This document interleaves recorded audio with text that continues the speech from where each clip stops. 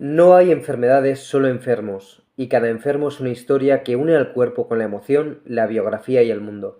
Cuando olvidamos eso, la medicina deja de curar para empezar a reparar piezas. Doctor José Luis Marín es médico y psicoterapeuta y profesor. Es el fundador del Foro Internacional para la Formación en Psicoterapia y presidente de honor de la Sociedad Española de Medicina Psicosomática y Psicoterapia. Con más de 40 años de trayectoria clínica, ha sido pionero en la defensa de una visión integral del ser humano que une biología, emociones y entorno social. Su trabajo ha inspirado a generaciones de médicos y psicoterapeutas en España y en Latinoamérica. Este es el primero de, espero, muchos libros que haga el doctor José Luis Marín, porque la verdad es que me ha encantado. Y vengo a hacer un pequeño análisis de los puntos claves de su libro. Y comenzamos el análisis con la separación entre el cuerpo y la mente. El gran error de la medicina es entender al ser humano como dijo René Descartes en su momento, separando la mente y el cuerpo. ¿Por qué? Porque aunque a día de hoy sepamos que esta afirmación es falsa, seguimos actuando como si esto fuera real. El ser humano parece ser dividido entre la mente, el cuerpo, o bien la salud física y la salud mental, pero al fin y al cabo los fenómenos mentales están en todo el cuerpo, no solo en el cerebro. La medicina sabe que esto es falso, pero al fin y al cabo hay una incoherencia entre la teoría y la práctica. Verdaderamente, ahora mismo somos unos profesionales de la enfermedad, como bien dice el doctor, y hay una hiperespecialización, fragmentación del cuerpo, y no se ve todo esto desde un enfoque integrativo y total, ¿no? Sino que se ve todo desde las partes aisladas. De alguna manera sabemos más, pero entendemos menos. Actualmente hay mucho conocimiento molecular, más tecnología, más especialización, pero hay una menor comprensión del ser humano, hay una menor promoción de la salud. Sabemos más de la enfermedad, pero sabemos menos de la salud como tal. De alguna manera tampoco se forma a los médicos en habilidades humanas, ¿no? No se les enseña a escuchar, ni a entender al paciente, ni a trabajar en la relación, y al final el resultado es que hay médicos muy técnicos, pero poco preparados para tratar personas. El sistema también enferma al médico. ¿Por qué? Con un burnout muy alto, con frustración, con pérdida del sentido del por qué, ¿no? Querían ser médicos. Y al final no pueden ayudar realmente, y lo que se trata actualmente los médicos es a aplicar protocolos. Por otro lado, tenemos que también mencionar que la medicina ignora a veces el contexto del paciente, ignora los sentimientos, las sensaciones, todo lo que le ha pasado previo al paciente y se dedica a tratar ese último síntoma. De alguna manera, hay que entender que esas emociones afectan directamente en el cuerpo, ese estrés, el miedo, la rabia, afectan directamente a nuestro sistema inmune, a las hormonas, a la recuperación, ¿no? Y provocando además una serie de enfermedades muy concretas. Pero aquí el problema no es solo técnico, es de la mirada, una forma de mirar al paciente como un todo. El sistema está deshumanizando al paciente, ¿no? El paciente se une igual a un diagnóstico y el paciente es un conjunto de muchas cosas, de emociones, de sensaciones, de percepciones que ahora mismo actualmente no se tiene en cuenta. Se ignora absolutamente la parte emocional del paciente en el tratamiento, no se le escucha, no se le acompaña y no se le tiene en cuenta sus miedos, y la consecuencia es que finalmente va a haber una peor recuperación por parte del paciente y, por supuesto, una peor experiencia. El estrés encima perjudica directamente la recuperación. ¿Por qué? Porque aumenta el cortisol, reduce la eficacia del sistema inmunológico y aumenta el riesgo de infecciones. Y esto es fisiología pura y dura, no es algo teórico. Hay una falta de empatía real en la práctica clínica, siempre está lo del no te preocupes, y esto al final es una realidad con la que vivimos todos, decimos lo que nos pasa, no te preocupes, no te preocupes, se está invalidando la emoción y al final se rompe la relación médico-paciente. Todas las enfermedades son psicosomáticas, no existen enfermedades separadas en físicas o mentales, todas afectan al cuerpo, al mente y por supuesto al contexto en el que se están viviendo. Seguimos el análisis con las tres patas de la silla que el profesor considera más importantes, que son, por un lado, la parte mental, la parte física y la parte social. ¿Qué sucede? Que la salud no solo no está enfermo, la salud real implica un equilibrio entre lo físico, lo mental y lo social. Si falla uno, no hay una salud completa. El sistema trata por partes y no trata a las personas. La medicina trata lo físico, la psicología la parte mental y lo social muchas veces se desvanece. Y al tratarlo por separado, esto genera una visión incompleta y no se puede tratar el problema. El contexto también enferma, ojo. No poder descansar, comer mal, vivir estresado, tener problemas económicos, afecta directamente a la salud. El malestar psicológico no es solo mental. Muchas emociones están sostenidas por factores físicos y sociales, como pueden ser el sueño, la nutrición, el movimiento, el entorno, tomar el sol.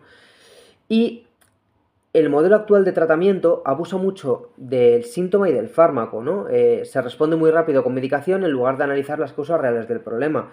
Incluso se abusa de dar una pastilla en vez de a lo mejor decir a la persona que salga a tomar el sol o hacer ejercicio. El no poder cambiar el contexto a veces no justifica el ignorarlo, pese a que la parte profesional no pueda cambiar el contexto de ese paciente, debe tenerlo en cuenta para poder atender mejor el caso. También entender que el cuerpo funciona como un sistema integrado, ¿no? El sistema nervioso, endocrino, inmunitario están conectados, entonces no tiene sentido dividirlos. Tenemos que también tener en cuenta que no tenemos solo un cerebro, sino tres, ¿no? La parte más de supervivencia, la parte más emocional o la parte más racional, que están trabajando siempre en conjunto, ¿no? Pero no, de alguna manera, no evolucionan al mismo tiempo, ¿no? Seguimos reaccionando muy fuerte a ciertos estímulos negativos, ¿no? Y eso al final es porque la evolución no ha sido igual para esos tres cerebros. Por otro lado, hay ahora mismo una desconexión con la naturaleza que tiene unas consecuencias brutales, ¿no? Aunque la gente no lo entienda. El ser humano necesita estímulos naturales, como el verde, ¿no? Para poder regularnos, el tomar el sol, el poder caminar, ¿no? Por el monte. Todas esas cosas nos ayudan más de lo que creemos. Y el entorno urbano impacta en la salud mental muchísimo. Cuanto mayor estrés, más sobreestimulación y más incidencia sobre trastornos graves. Y estamos a veces introduciendo factores nuevos que el cuerpo ni siquiera sabe gestionar, ¿no? Por ejemplo, esos microplásticos que ni siquiera, que ahora estamos introduciéndolos de una manera constante, el organismo ni siquiera está preparado, ¿no? Para poder llevarla a cabo. Como idea central es que no podemos atender a la salud si no entiendes la vida de la persona, su contexto, su parte social, su parte mental y su parte física. Nos metemos de lleno con la parte de la psiquiatría, donde nos comenta que es una disciplina relativamente reciente, dado que aparece en 1955, primera plaza Mir en 1978, con lo cual está claro que no tiene el mismo desarrollo que otras ramas médicas. Además, nace con una separación, ¿no? Por un lado, la neurología, más encargada de los marcadores, pruebas, lesiones, y por otro lado está esa psiquiatría, donde se encarga más de esos síntomas, de las conductas, del sufrimiento, quizás sin base biológica. Esto hace que la psiquiatría empieza a desarrollar una inferioridad científica y por tanto una obsesión por legitimarse, ¿no? Aquí es cuando es muy necesario saber que cuando aparece literalmente una base biológica real en cualquiera de las cosas que trata la psiquiatría, enseguida lo derivan a la neurología, ¿no? ¿Qué hizo todo esto? Pues que apareciera el DSM, ¿no? Que es el que consolida el modelo diagnóstico, se empiezan a introducir las categorías, las etiquetas, y hay una clasificación del malestar, ¿no? De alguna manera se transforma el sufrimiento en diagnóstico y se multiplica además el número de diagnósticos por persona, ¿no? Aparece esa comorbilidad, varios diagnósticos para un mismo problema. Se normaliza, además, diagnosticar cada vez más, ¿no?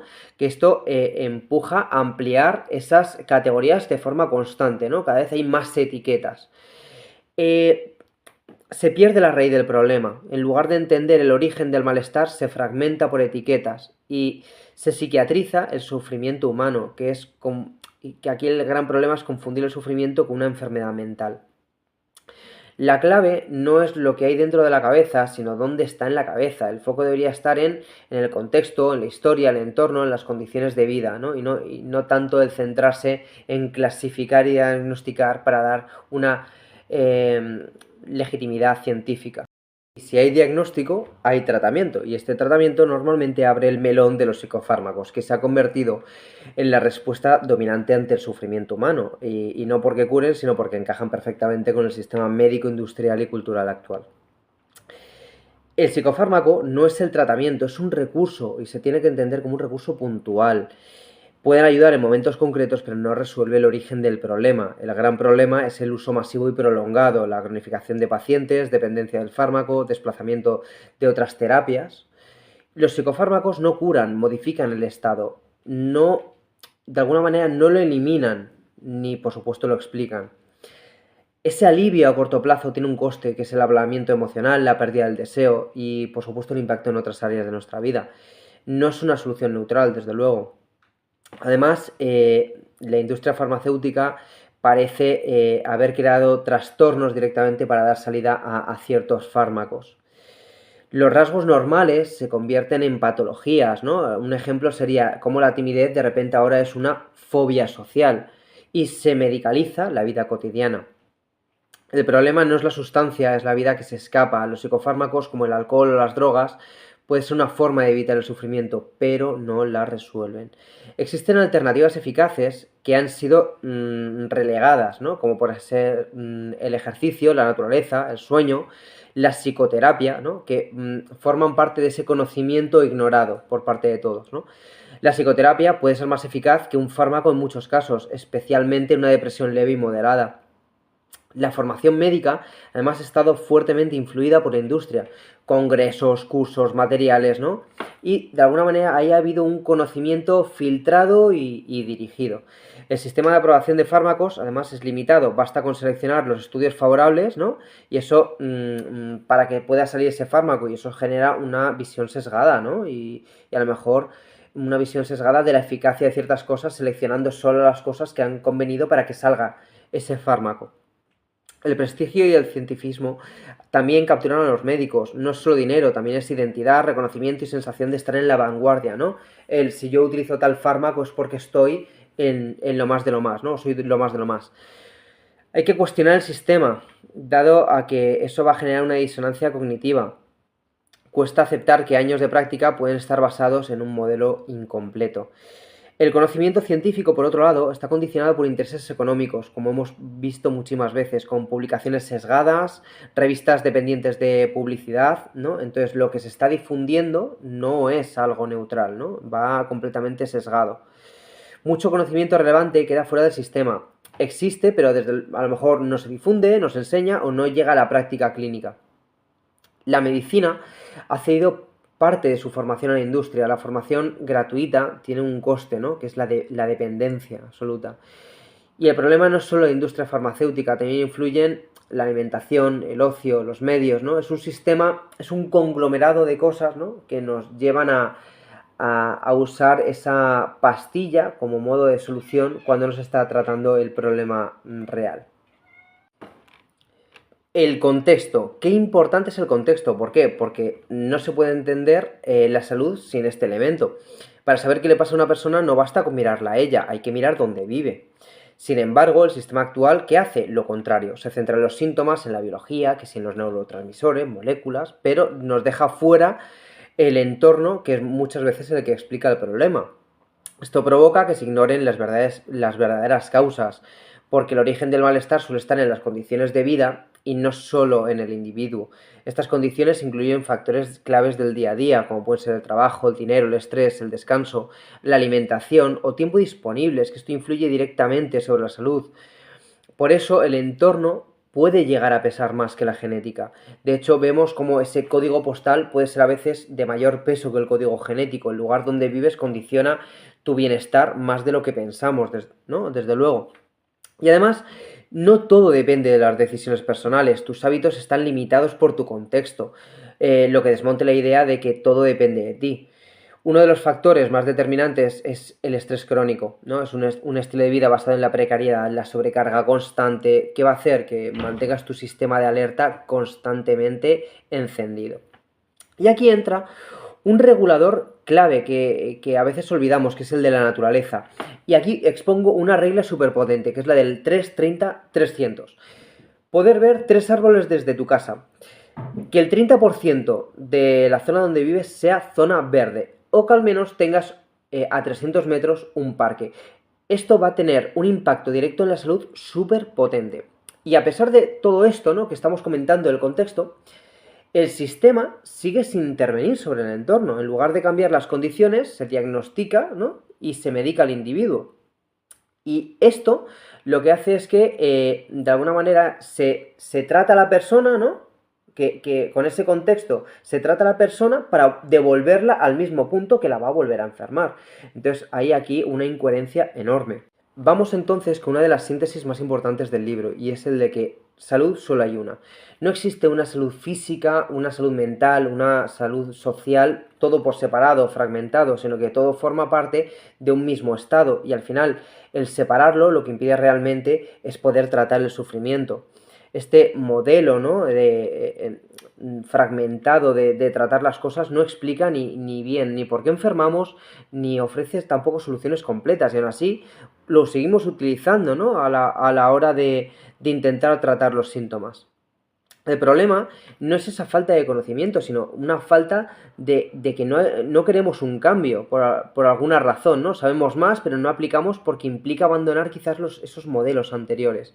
Por eso se propone un modelo integrador. La salud debe entenderse como un sistema donde todo está conectado: mente, cuerpo, biología y entorno. La enfermedad es una manifestación única con distintas formas. Lo que llamamos síntomas mentales, físicos o relacionales son expresiones de un mismo malestar. El cuerpo funciona como un sistema interconectado. El sistema nervioso, el endocrino, el inmunitario y el entorno actúan juntos, ¿vale? Por ejemplo, el eje intestino-cerebro, ¿no? Pues es una manera de poder comprender todo esto. El entorno y lo social siguen estando presentes incluso en lo biológico. Lo que comes, cómo vives o tu nivel de estrés afectan directamente tu estado físico y mental. Esto escala del individuo a la sociedad. Una población alterada genera una sociedad enferma. La salud también es un fenómeno social y político. Pero como idea final nos tenemos que quedar en que no hay enfermedades separadas, no hay una sola forma de sufrir que se expresa de distintas maneras. Tenemos que entender que la salud es solo una, no una salud fragmentada por partes. Pero, ¿dónde nace la salud? Bueno, pues aquí el doctor nos da un punto muy importante, o varios puntos muy claves, ¿no? Que es que el bienestar empieza desde la primera infancia. El cerebro no nace terminado, se construye en la relación con sus cuidadores. Esa relación actúa como un cerebro externo. En los primeros años el niño depende totalmente del vínculo para poder desarrollarse. La conexión emocional construye el cerebro, ¿no? La mirada, el tacto, la voz y cuidado crean las bases neurológicas del futuro. El apego seguro es el que genera seguridad y autoestima. Cuando hay una atención, una calma, una estabilidad, el niño se desarrolla con una confianza en sí mismo y en el mundo. Cuando falla el vínculo, aparece el apego inseguro. La falta de sintonía genera desconfianza, la alerta, las formas defensivas de relacionarse aparecen. El niño, de alguna manera, no culpa a los padres, se culpa a sí mismo, ¿no? Si no se siente querido, concluye que no es querible y eso afecta a su identidad. Ahí nace una gran parte del sufrimiento adulto. La baja autoestima, las relaciones dañinas o malestar emocional tiene raíces en esas primeras experiencias. Se construye un libro de códigos automático, un manual interno que define cómo sentir, reaccionar y vincularse durante toda la vida. Los problemas actuales muchas veces son respuestas antiguas, reacciones actuales activan patrones aprendidos en esa infancia y que, aunque ya no sean útiles, seguimos actuando de la misma manera. La solución pasa por hacer consciente ese origen. La psicoterapia busca entender también esos códigos y reescribirlos desde el presente, que es, por ejemplo, una de las cosas que tratamos en Código Neurohacking, que es cómo esos apegos nos están, de alguna manera, condicionando todas las actuaciones futuras y actuales, y por tanto, cómo quizás reescribiendo ese código podemos mejorarlo. Otro punto fundamental es el de nuestra historia. Dice que no somos una hoja en blanco al nacer, ¿no? Ya llegamos con una historia genética, un embarazo y un contexto familiar que influyen desde el inicio, desde que nacemos.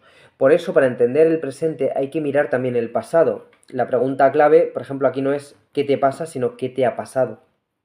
Este pasado se concentra especialmente en la infancia. Las experiencias tempranas marcan cómo se desarrolla la salud en la vida adulta. Y esas experiencias no siempre son visibles o extremas, ¿no? No solo el abuso, también la negligencia, por ejemplo, como puede ser el no mirar, el no cuidar, el no escuchar, también dejan huella, ¿no? No solo las cosas que de alguna manera son más visibles, ¿no? Esas extremas que hemos dicho, ¿no? Sino esas pequeñitas cosas. Esa huella no desaparece, se transforma. El cuerpo acaba expresando lo que no pudo procesar, esa ansiedad, depresión, dolor o enfermedad. Eso acaba manifestándose en la vida adulta. Por eso, el síntoma no es el problema, es la consecuencia. Lo que aparece en consulta es muchas veces la expresión final de una historia previa. Además, esa historia también impacta en el cuerpo biológico. El trauma altera síntomas o sistemas como el inmunitario o el eje del estrés. Y aquí es donde entra la epigenética. Los genes no determinan, pero sí influyen. El gen da la posibilidad, pero la historia decide en gran parte el resultado. Sin embargo, el sistema ignora todo esto y simplifica el problema. Construye relatos de repente, ¿no? Cuando en realidad siempre hay unos antecedentes. Es decir, las cosas no pasan de repente. Es decir, hay una historia previa que hay que atender y en todos los casos. Por eso es clave recuperar esa historia y darle sentido. Cuando la persona puede narrarse de alguna manera o entender su historia, va a entender lo que le ocurre, también a legitimar su esfuerzo y por supuesto va a empezar a poder cambiarlo. Pero para eso es necesario recuperar esa historia. Lo que te pasa hoy es una consecuencia de una historia que aún no has integrado. Nos centramos, por supuesto, también en la persona. El error principal es tratar síntomas como enfermedades. Muchas veces lo que se diagnostica no es el problema real, sino una señal de algo bastante más profundo. Por eso, el foco debería pasar del diagnóstico a la persona. En lugar de etiquetar, hay que entender qué le ha pasado y por qué sufre. Muchas conductas patológicas son en realidad adaptaciones, no son fallos, sino respuestas del organismo para sobrevivir a situaciones difíciles. Esto cambia la mirada del déficit a la defensa. La persona no es una persona débil, ¿no? Sino que está intentando protegerse con los recursos que tiene. Por tanto, el síntoma no es el enemigo, es la pista. Ansiedad, adicción, insomnio o bloqueo indican que algo más profundo está ocurriendo. Sin embargo, el sistema falla en lo más básico, que es escuchar. Las consultas médicas rápidas, las interrupciones y protocolos que hacen que el paciente no se sienta comprendido. Y sin escucha real no aparece la historia ni el trauma. Ignorar el trauma no solo limita el diagnóstico, sino que puede ser incluso negligente. Además, el sistema obliga al paciente a hablar en síntomas, se traduce su experiencia al lenguaje médico perdiendo el sentido emocional real. Por eso es clave recuperar el lenguaje emocional. Cambiar ansiedad por miedo o depresión, por tristeza o rabia, permite entender qué ocurre de verdad. Y cuando lo emocional se nombra, empieza el cambio. Lo que no se expresa se queda dentro y acaba generando, por tanto, más sufrimiento. Otro paso es entender que la psicoterapia no define la técnica que se utiliza, lo define la relación que hay terapeuta-paciente. Lo que marca la diferencia verdaderamente no es ese método que se emplea, sino ese vínculo que se va creando. Esto tiene sentido porque el daño también fue relacional, ¿no? Si lo que rompió el vínculo, ¿no? Lo que le rompió fue de carácter emocional, es verdad que esa reparación debe también tener un componente emocional. Por eso el paciente no es un trastorno, es una persona herida, ¿no? Llega con patrones aprendidos para sobrevivir y no con unos fallos estructurales internos, ¿no? El terapeuta actúa como una figura de apego reparadora, ayuda a revisar ese libro de códigos internos que tiene y a modificar las respuestas que ya no sirven para empezar a actuar de una manera coherente. Pero para que eso ocurra, la base tiene que ser la confianza. Sin confianza no hay apertura y sin apertura no va a haber cambio por parte de la persona, está claro. Y la confianza se construye escuchando de verdad. Mirar, no interrumpir, permitir el llanto, la atención del terapeuta ya es de por sí parte del tratamiento. Y aquí es donde aparece el problema. Muchas terapias se quedan en la superficie, dan vueltas sin foco, sin profundizar en el conflicto real. Por eso, el doctor José Luis lo que propone es una terapia más concreta y centrada, no basada en el diagnóstico, sino en la persona y en su historia específica. Todo depende de la sintonía entre el terapeuta y el factor T, que es el paciente. La capacidad del terapeuta para conectar, entender y no retraumatizar va a ser clave, y el cambio real exige atravesar el dolor, no evitarlo. Por último, el doctor nos comenta varios aprendizajes o varias síntesis que nos van a dejar de forma muy clara todo lo visto en los anteriores capítulos del libro. Lo primero, la salud no es mental, es global. El punto de partida es claro, lo que te pasa no está solo en tu cabeza, está en tu vida. Por eso el malestar depende de múltiples factores. Biografía, alimentación, movimiento, sueño y entorno influyen directamente en cómo te sientes, ese contexto. Esto cambia la mirada sobre el problema. A veces no necesitas un psicoterapeuta, sino cambiar el contexto laboral, social o vital. Aún así, aunque el entorno influya, hay margen de acción personal. No eres el culpable de lo que te ha pasado, pero sí el responsable de cómo respondes ahora. El primer paso es reconocerte como un todo, no fragmentarte en mente, cuerpo o contexto, sino entenderte de forma completa. Desde ahí empiezan los cambios básicos, pero claves. Y esos cambios se potencian cuando conectas con lo natural, la naturaleza, el aire libre, el entorno verde, mejoran directamente tu estado físico y mental. Pero no basta con lo físico, también importa el con quién estás. Las relaciones no suman por cantidad, sino por calidad. A esto se le suma cómo estimulas tu mente y tu atención, la curiosidad, el aprendizaje, silencio y foco ayudan a regular este sistema.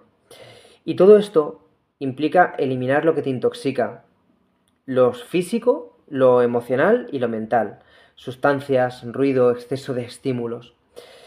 La idea final es que no puedes cambiar todo lo que te rodea, pero sí puedes cambiar cómo vives dentro de ello. Y por último, vamos a hacer una conclusión de todos estos aprendizajes que nos llevamos del libro, y es que todo lo que te pasa tiene sentido, no aparece de la nada, no es aleatorio, no es un error, es coherente con tu historia, con lo que has vivido y con el entorno en el que te has tenido que adaptar. El problema es que has intentado entenderlo desde un modelo que simplifica demasiado o que lo fragmenta todo demasiado. Te han enseñado a ponerle nombre a lo que sientes, a etiquetarlo, a intentar corregirlo, pero no entender desde dónde viene. Y cuando no entiendes el origen, repites el patrón, porque tu sistema no funciona por lógica, funciona por aprendizaje. Aprendiste a reaccionar de una manera concreta, aprendiste a vincularte de una forma determinada, o a gestionar el estrés y el miedo, la incertidumbre como pudiste, ¿no? Y eso sigue activo, sigue apareciendo en cómo piensas, en cómo decides, en cómo te relacionas. Y esto a veces te ayuda, pero a veces te limita. Pero siempre tiene un porqué. Y cuando empiezas a verlo así, cambia la posición desde la que te enfrentas a lo que te pasa. Dejas de intentar apagar lo que sientes sin más. Empiezas a observarlo, a entender qué lo activa, de dónde viene, qué función ha tenido. Y ahí verdaderamente es donde empieza el trabajo real. Por tanto, tienes que entender que pese a que hay cosas que dependen de tu pasado, tu día a día también modela tu sistema, ¿no? El cómo duermes, el cómo te mueves, qué comes, con quién estás, qué nivel de estrés sostienes, qué tipo de estímulos consumes. Todo esto está afectando a tu biología, a tu mente y a tu forma de responder. Y si eso lo puedes tocar, no todo, pero quizás sí una parte. Y esa parte sostenida en el tiempo cambia mucho más de lo que parece. No es inmediato, no es cómodo, no va a ser lineal, pero es ahí donde empiezas a soltar el piloto automático, donde dejas de repetir sin darte cuenta y donde empiezas a tener esa claridad que necesitas. Al final todo ese recorrido apunta a lo mismo, a entender cómo se ha construido tu forma de funcionar y empezar a intervenir sobre ella desde el presente. Ahí es donde se empieza a notar el cambio. No en lo que sabes, sino en lo que haces con eso cada día. Nos vemos en los siguientes vídeos. Espero que te haya gustado mucho, que hayas aprendido y sobre todo que te lleves algo con lo que cambiar tu vida.